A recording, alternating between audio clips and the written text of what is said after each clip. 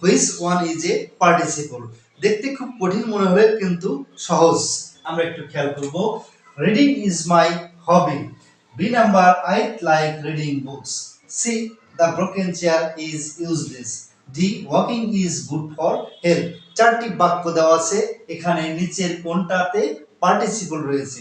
খুবই কনফিউজিং, কিন্তু না। রিডিং ইজ মাই হবি, পড়া আমার শখ।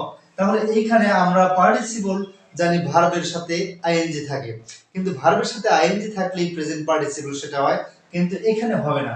তাহলে এক নম্বর এটা জিরান হিসেবে ব্যবহৃত হয়েছে, বিদায় এটা হলো না।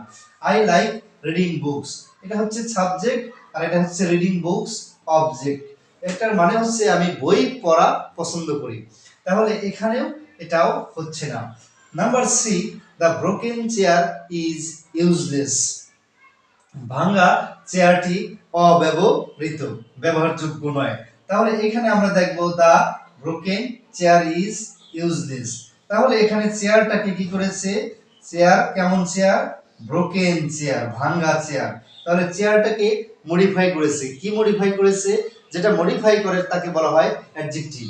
তাহলে এই যে ব্রোকেন, এই ব্রেকটা হচ্ছে হলো ভার্ব। তাহলে at the same time it used as a verb and adjective.